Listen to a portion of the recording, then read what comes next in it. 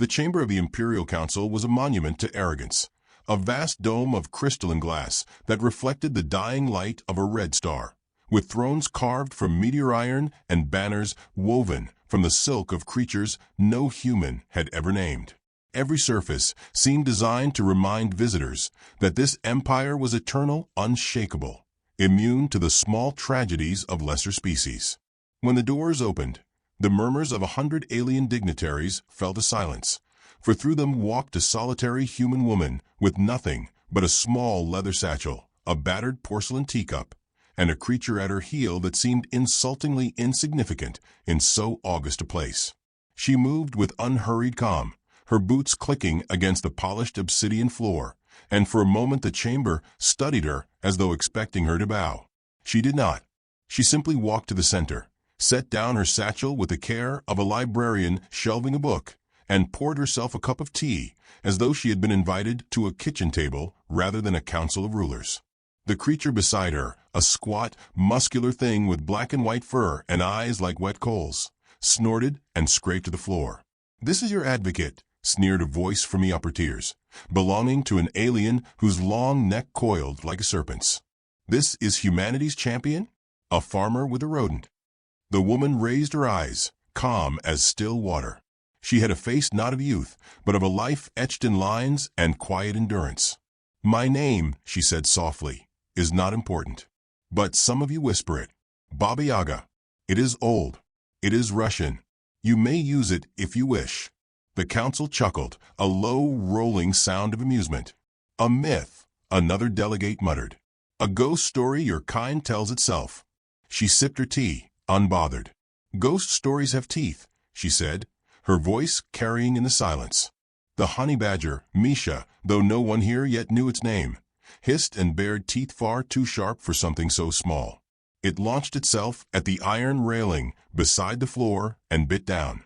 Sparks flared as its jaws tore through a metal strand the thickness of a soldier's wrist. The sound echoed in the chamber, sharp and ugly. The aliens shifted uneasily, and Baba Yaga smiled as though apologizing for a child's tantrum. "Don't mind him. He doesn't like cages." The chamber's presiding magistrate, a creature of silver skin and jeweled eyes, rose from its throne. "You were permitted an audience as a courtesy, human. Your pets will not change the decree. The Empire has taken custody of your 3 offspring as part of our cultural refinement initiative.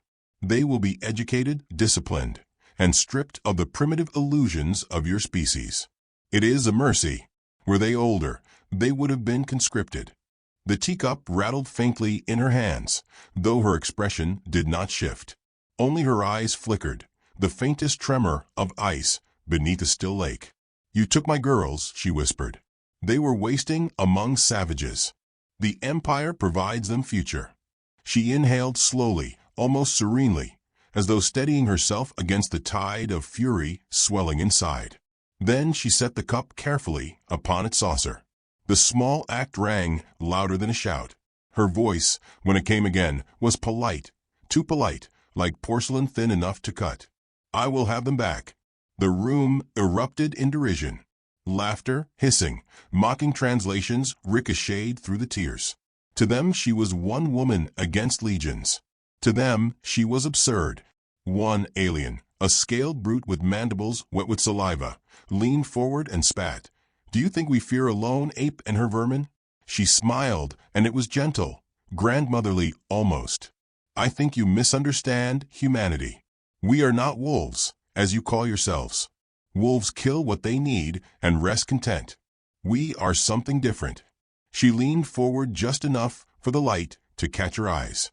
"We are the thing wolves tell stories about in the dark." A hush fell, unwilling, inexplicable. Even the arrogant magistrate shifted on its throne. Somewhere in the upper tiers, an elder alien whispered in its native tongue, "Not again. Not another Terran." Misha scraped claws against the floor, leaving grooves in stone that should have been unbreakable. "You came to negotiate?" the magistrate asked, though it sounded more like an accusation. She tilted her head as though considering. "I came to give you a chance. A single chance. Return my daughters to me, and I will walk away, and this chamber will remain standing. Refuse, she gestured lightly with her hand, and for the first time the council noticed the satchel's faint hum, the way the floor vibrated with a frequency just beneath hearing. And I will stay. An alien diplomat rose, incredulous. Stay? You cannot intimidate the Empire. Do you know how many systems kneel before us? Do you know how many fleets? Her lips curled with quiet humor. Do you know how many mothers have buried their children? Do you know how many civilizations thought themselves eternal until the ground shifted beneath their feet? She shook her head, a rueful schoolteacher correcting a dull student. Numbers do not protect you. Ask Rome. Ask Carthage. Ask every empire that wrote itself into stone and still became dust. The silence afterward was thicker than smoke. Her words hung there, incomprehensible yet heavy, as if history itself had bled into the chamber. One counselor finally snapped, slamming a claw against the railing. Remove her. Guards moved, armored giants with plasma pikes, their boots clanging on the floor. Baba Yaga rose. She was not tall, not imposing, not armored. She simply stood, adjusting the sleeve of her coat as though preparing to step out into a breeze. The honey badger crouched low, lips peeled back, and when the first guard approached, Misha leapt, not at the soldier, but at his weapon. With a screech of torn circuitry, the plasma pike cracked in half. Sparks burst like fireworks, as the badger shredded it with manic fury. The soldier staggered back. Others surged forward. Baba Yaga did not even glance at them. She merely walked to the center of the chamber, tea forgotten, voice level. You mistake my courtesy for weakness. But understand this, you did not take livestock. You did not take servants. You took my blood, my children. She lifted her chin, eyes sweeping the council. And I am death in a suit with a honey badger at my heel. The guards hesitated. One tried to steady his aim, but his hand trembled. Another shifted his stance, uncertain. Fear moved through them like a rumor. The magistrate snarled. You will leave, human. This is not a threat you are allowed to make. She smiled faintly. You think I am asking? Misha snarled, foam flecking its muzzle. Baba Yaga tapped the satchel once, and the chamber's lights flickered, dimmed, and pulsed back in strange rhythm. The floor itself vibrated. She had placed something, seeds of disruption, perhaps explosives, perhaps worse. No one knew. None dared test. She let the silence deepen, savoring their unease. Then she said softly, I will have my girls back. The magistrate began to speak, but his voice faltered when she raised her eyes fully for the first time, and every counselor felt it. The depthless promise of violence, the patience of someone who could wait decades for revenge and never let the rage cool. She straightened her coat, brushed non-existent dust from a sleeve, and said as though remarking on weather, The Empire has made its choice. Now I will make mine. The chamber doors groaned shut of their own accord, locking with a metallic clang that reverberated like a death knell.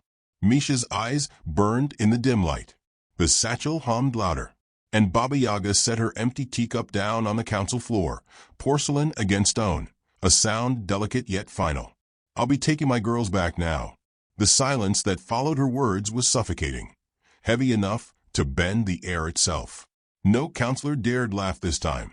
The magistrate shifted upon its throne, jeweled eyes narrowing, but the confidence had dimmed, replaced by an unease that spread like a contagion across the tears. The guards, still circling Baba Yaga, glanced at one another as if awaiting a cue that would never come. Bold, the magistrate said at last, voice brittle, but empty.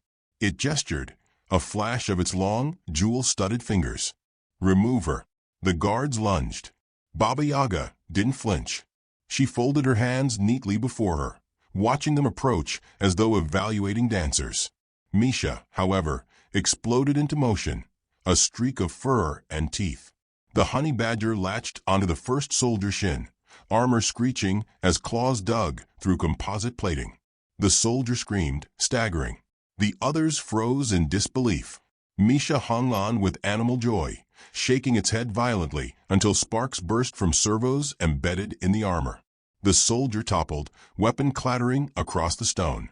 Baba Yaga's voice cut through the chaos, soft and almost apologetic. "I told you he doesn't like cages." Or uniforms. Two guards attempted to flank her. She sidestepped one, a lazy shift of weight that let his momentum carry him forward into the other. Their weapons tangled, discharging in a thunderclap of plasma that scorched the ceiling. The chamber filled with the acrid stench of ionized air. Baba Yaga raised one eyebrow, unimpressed. "You really should rehearse together more. Coordination is key." The humor was deliberate, calculated. Her calmness was more unnerving than violence could ever be. Every insult was delivered with the precision of a surgeon, slicing through the council's facade of superiority. A diplomat, scales flashing with agitation, hissed from the upper tiers. "Barbarian, you mock order itself." "Barbarian." Baba Yaga tilted her head, letting the word hang. "That's charming. Do you know what barbarians do? They end empires. Always have." Another guard swung his pike. She ducked, not hurried, not frantic, just efficient, and drove her elbow into the joint of his arm. Bone cracked audibly even through armor. The weapon fell, and Misha immediately seized it, dragging it across the floor like a prize. The honey badger gnawed the haft until sparks erupted again, then tossed it aside with contempt. The counselors were no longer laughing.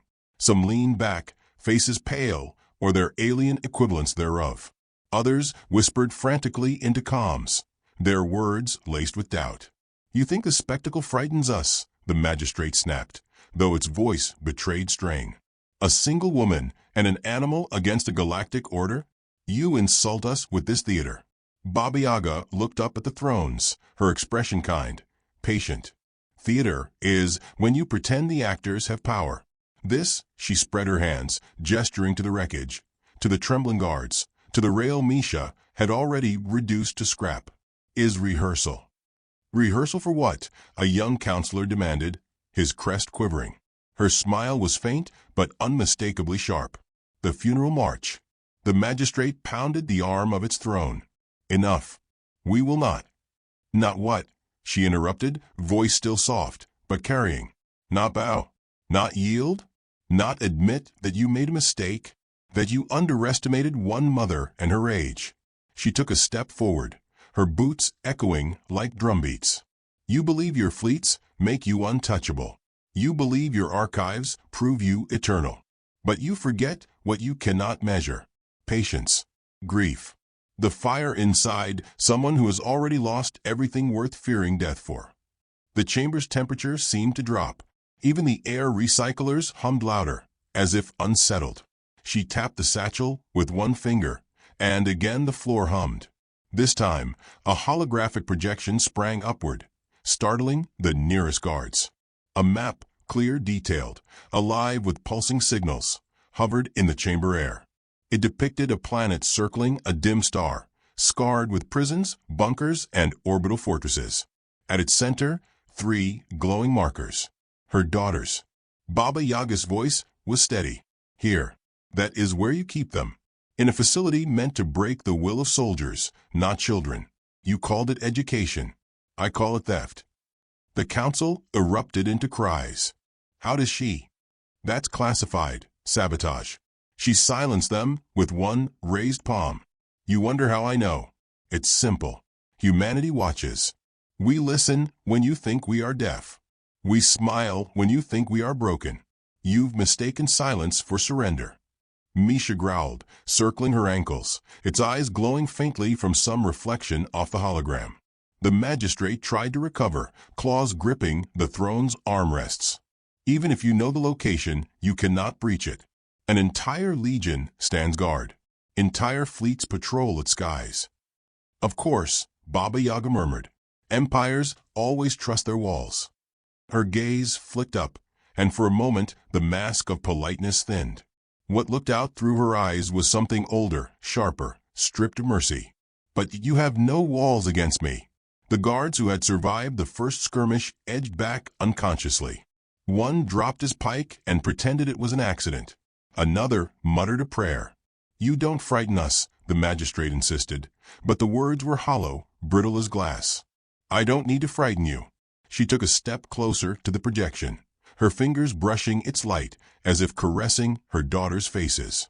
Her voice was low, intimate, yet it carried to the farthest tears. I only need to remind you what happens when you steal from a human mother. We will walk barefoot into fire. We will bleed the oceans dry. We will wait centuries if we must. And when we come, we will not come alone. The last word struck deeper than any weapon. Not alone. The implication was vast, terrifying. Your fleets, she continued. Do you think we haven't counted them? Your supply lines? Do you think we haven't traced them? Your treaties. Her smile was razor thin. Do you think we signed them in good faith? Counselors whispered frantically, realizing too late what she meant. The trap was already set. The magistrate hissed. You threatened the balance of the galaxy. No, she said. You did when you touched my girls. Misha leapt onto the hologram pedestal, scattering sparks, snarling at the projection as if it too were an enemy. The sight was absurd and terrible, and none dared laugh. A diplomat trembled, his voice breaking. You mean to start a war? She looked up at him with that same quiet patience, the patience of someone who had long since accepted the cost. You already started it. I am simply here to end it. Another voice, quavering, whispered what others feared to say aloud. Baba Yaga inclined her head politely. Correct. For the first time, even the magistrate faltered. Jewel eyes darted nervously, unsure where to look. Remove her, it commanded again, but this time no guard moved. They stood frozen, unwilling to step closer. The courage to face this woman and her impossible pet had dissolved. Her tea sat cooling on the floor where she had left it, a ring of condensation forming around the cup. She picked it up now, savoring a sip. Her calmness was more damning than any rage. This could have been so simple, she said, voice almost wistful. You give me back my daughters. I give you peace. But peace was never in your nature, was it? You mistake it for weakness. And so you learned the hard way. The hologram shifted suddenly, showing not just a prison planet, but a spread of surrounding sectors. Symbols mark supply depots, refueling stations, shipyards. All vulnerable. All already mapped. Humanity doesn't need fleets to fight you, she murmured. We only need time. Time to watch. Time to wait. Time to choose the moment.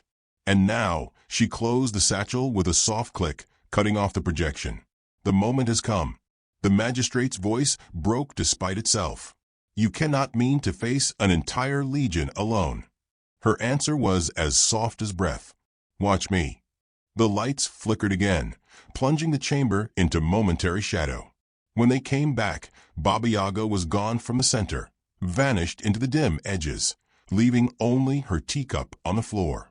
Misha's growl echoed from the darkness, a predator circling unseen. Counselors shouted, calling guards, demanding light. But her voice cut through, disembodied yet calm. You will see me again, in your prisons, in your fortresses. And when you do, you will remember this moment and wonder why you did not listen. The magistrate shouted orders, but they sounded desperate, panicked. And then, faint, almost tender, her voice one last time. Mama's coming, girls. The chamber froze. Those words, fragile and human, were more terrifying than all her threats. The satchel's hum built to a sharp crescendo, shaking the council floor. Sparks rained from the ceiling. The counselors screamed.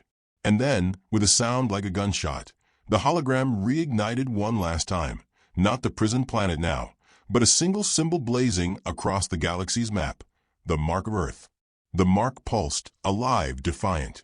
Snow did not fall on the prison world, but the storms that whipped across its blackened plains carried the same silence, the same blindness. Wind howled through the scorched ridges, rattling steel spires and shivering electrified fences that stretched like the ribs of some ancient skeleton. Floodlights cut wide arcs across the compound, piercing the darkness, searching for ghosts. Inside, behind bars too heavy for even soldiers to lift, 3 small figures huddled together in their cots, whispering promises that their mother would come. The older one told the younger 2 to be brave, though her own voice cracked with fear. Far above, hidden in the thin, poisonous clouds, a shuttle no larger than a farmhouse guttered its engines, and sank like a predator lowering itself into tall grass. Baba Yaga sat at its helm, face calm, movements measured, the way one moves when every step is part of a plan rehearsed 1,000 times. Beside her, Misha paced, claws scraping metal, breath fogging in the cold interior. The badger's nose twitched violently, sensing violence near, as though tasting it in the very air. She cut the engines. Silence swallowed them. For a moment she sat in the dark, her reflection faint in the cracked viewport. The mask of serenity trembled. She let herself feel it, the ache of weeks without her girls, the terror of what hands might have touched them, what words might have scarred them. Her lips moved in a prayer so old it predated spaceflight. Then, like a shutter slamming, the softness vanished. Death looked out through her eyes again. The shuttle dropped. A controlled descent, too fast for radar to trace, too erratic for scanners to track. Alarms wailed across the compound. Sirens pierced the storm. Soldiers scrambled, spotlights wheeling upward. But too late. The shuttle slammed into the mud just beyond the perimeter wall, shattering its hull into fragments. Fire bloomed. Smoke curled into the night. The garrison commander bellowed orders, sending squads rushing to encircle the wreck. They found nothing but fire. Beneath the burning carcass, Baba Yaga crawled through a maintenance hatch she had cut hours before with a stolen plasma torch. Misha wriggled after her, mud clinging to its fur, eyes glowing faintly red in the haze. Together they slid into the drainage trench that ran beneath the wall. The trench stank of chemicals and rot. Rats skittered. Misha snapped one in its jaws without slowing. She crawled forward, breath steady, palms slick against rusting grates. Every sound above, boots pounding, rifles cocking. She counted, catalogued. Every mistake the soldiers made became a stitch in the tapestry she was weaving. When she emerged at the inner yard, a squad of 6 marched past, shouting to one another. She let them pass, then rose silently from the muck. A knife flashed once, twice. 2 fell, without a sound. Misha leapt on a third, shredding his throat through armor. The rest turned, firing blind into shadows, their own panic killing them more efficiently than her blade. In less than a minute, the yard was silent again. She dragged the bodies into the shadows, not out of mercy, but necessity. She was a ghost, and ghosts left no trace. Inside the compound, the prison pulsed with life.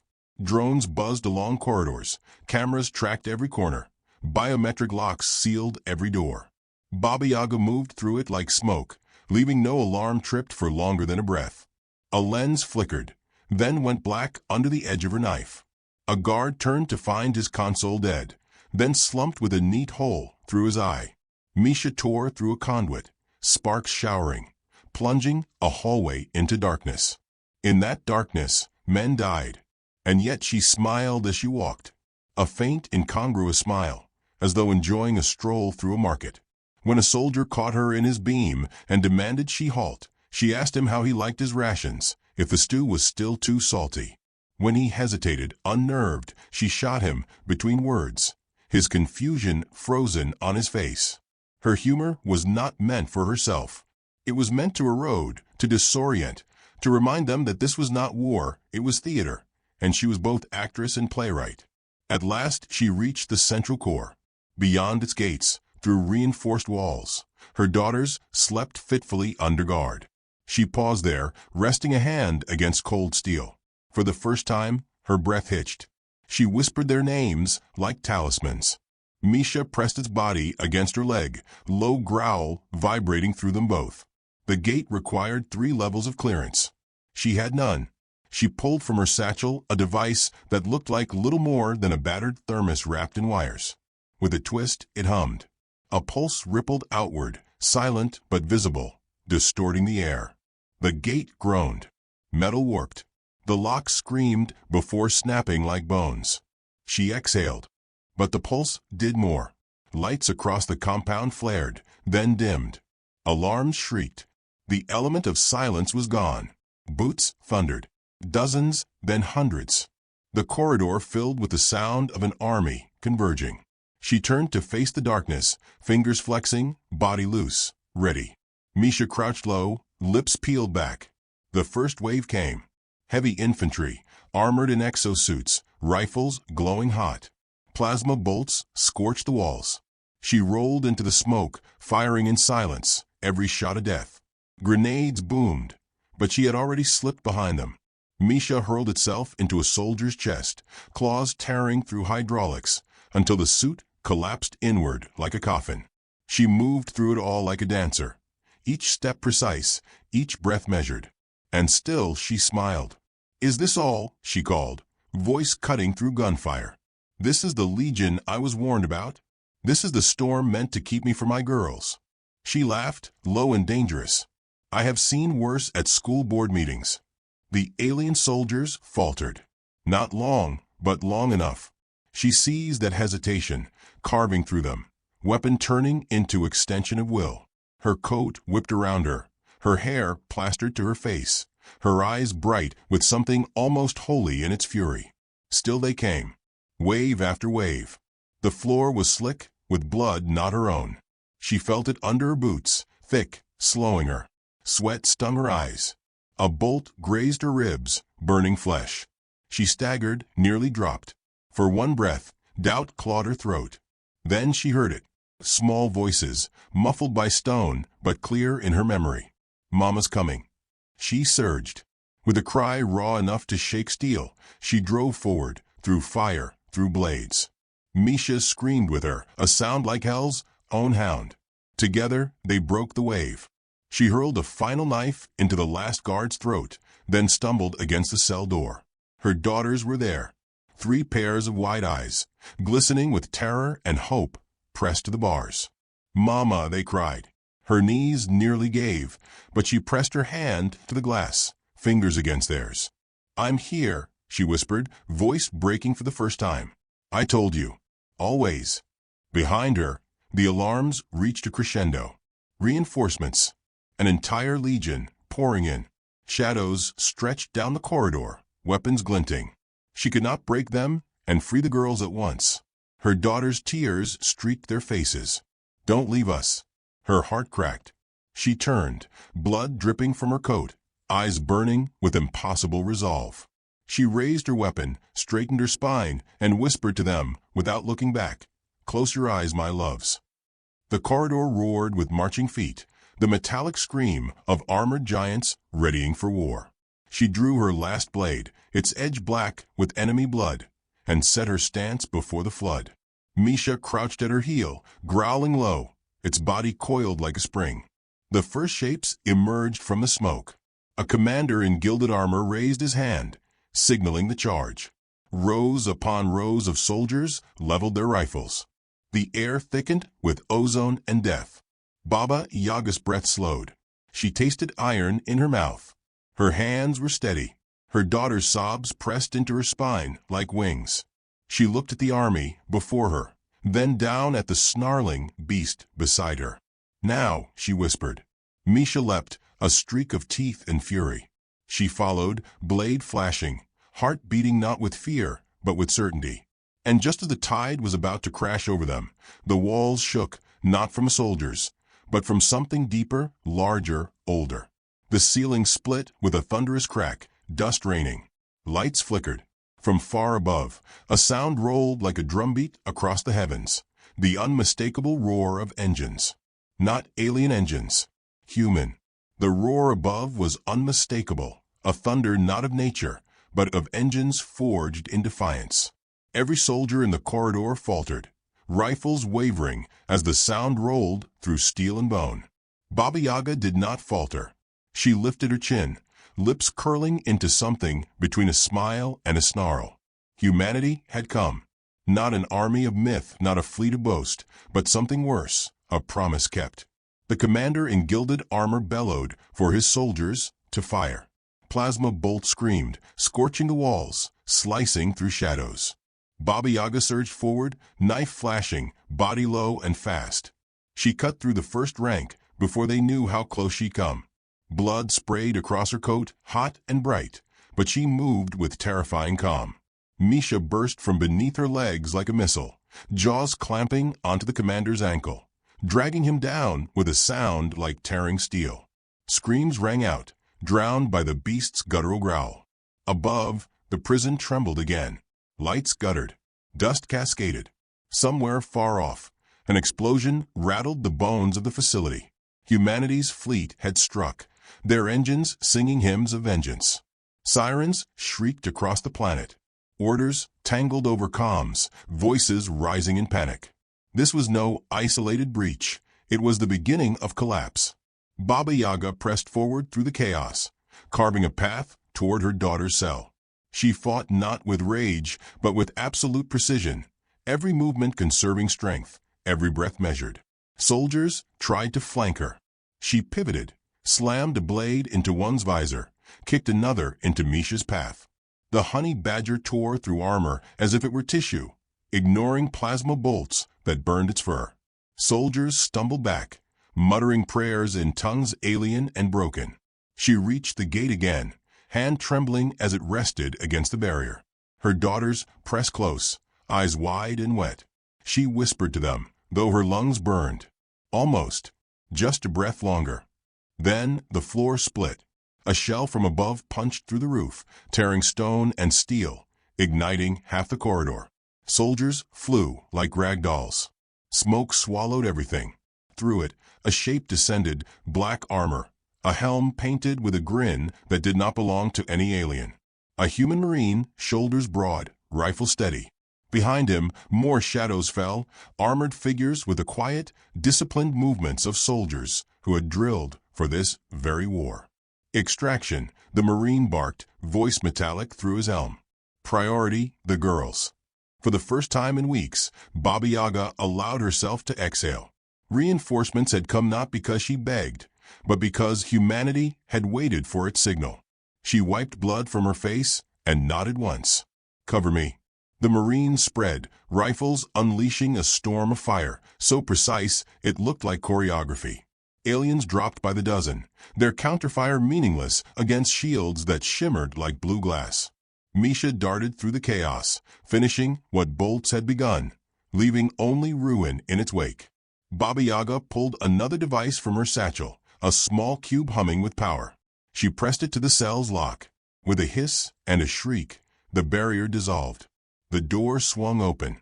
Her daughters tumbled into her arms, sobbing, clinging, burying their faces in her blood-stained coat.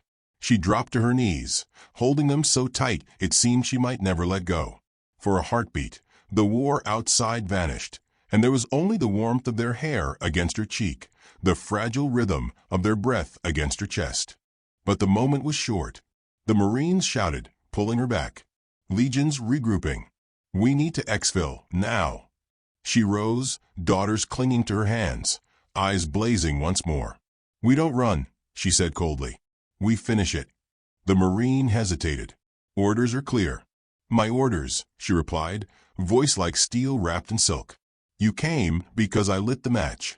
You'll leave when the fire consumes them." Her daughters looked up at her, fear mingled with awe. She squeezed their hands gently, whispering for them alone. "You are safe. That is all that matters. Everything else is just housekeeping." She turned back to the corridor, where alien soldiers rallied again, their commander dragging himself upright, armor sparking, face twisted with hatred. He spat a curse in his language, then in halting Terran, "You cannot destroy the Empire. It is eternal." Baba Yaga stepped forward, daughters behind her, Misha growling at her heel.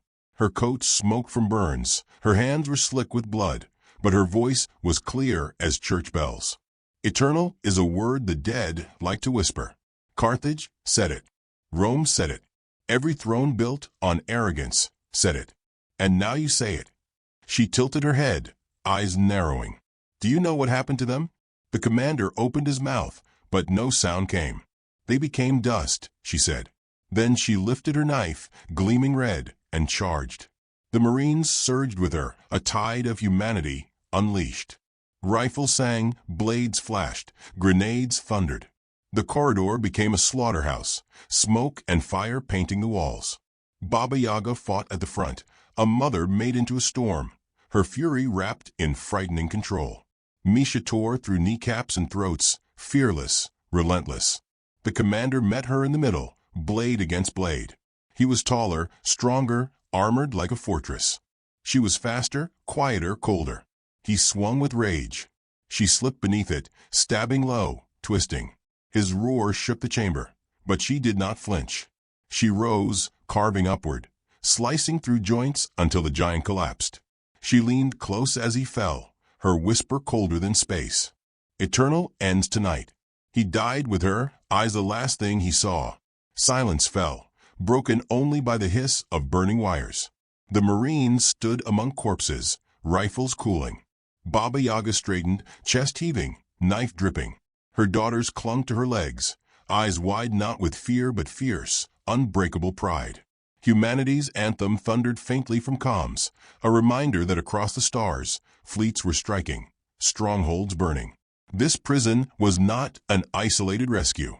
It was the opening note of a requiem. One Marine approached, visor lifting to reveal tired eyes. "Ma'am." Orders came through. "Full offensive is underway. Earth wants you to exfil for debrief." She looked at him as though he were a child. "Earth does not give me orders."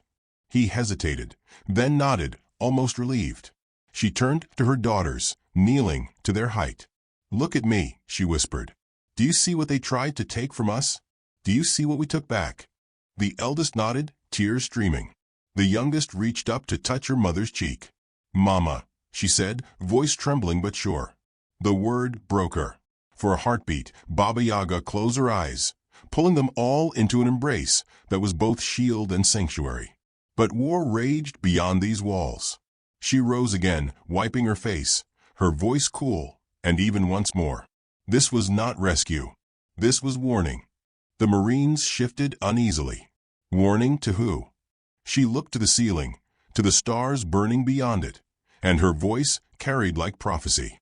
To everyone who thinks humanity fears war, we do not fear it. We refine it. We study it.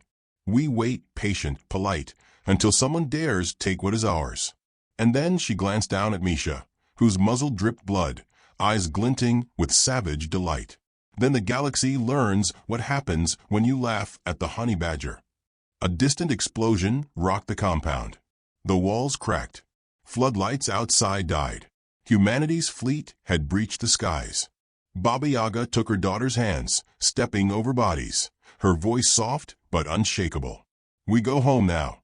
Let the Empire find out what it means to make mothers into monsters."